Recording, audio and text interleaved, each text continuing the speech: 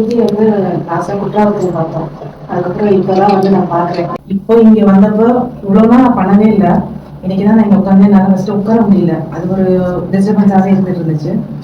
இந்த இது ஸ்டார்ட் ஆனவுடனே வந்து எனக்கு சார் சொன்ன மாதிரி எனக்கு வந்து அந்த ஒரு மாதிரி வயலட் கலர் அதுதான் வந்து ஃபுல்லாக இருந்துச்சு. அதை வந்து என்னால் முழுசாக வந்து கான்சென்ட்ரேட் பண்ண முடியல. இடையில இடையில வந்து என்னோட இப்போதான் எனக்கு வந்து அந்த இதுக்கும் அந்த மைண்டு நம்மளோட எண்ணம் கிளாஷ் ஆகிறது தெரிய வந்துச்சு. ஜென்ரலாக ஏதாவது விட்டுட்டோம் அப்படின்னா அதுவே சம்திங் இருக்குது.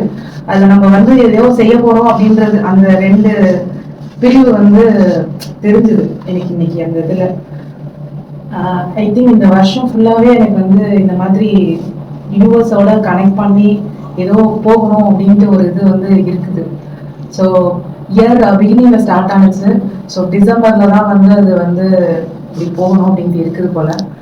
ஸோ எல்லாருக்கும் நன்றி. முக்கியமாக முத்துராமேஷ் அவங்களுக்கு அமைச்சது தான் அம்மாவுக்கும். அம்மா இங்கே உள்ள எல்லாரோடய அம்மா தான் ஃபஸ்ட்டு வந்து சாருக்கு வந்து கனெக்ட் ஆனது. இருந்தாலும் நிறைய செக்ஷன் அவங்களால அட்டன் பண்ண முடியல. மீண்டும் இப்போ வந்து அவங்க அட்டன் பண்ணியிருக்காங்க.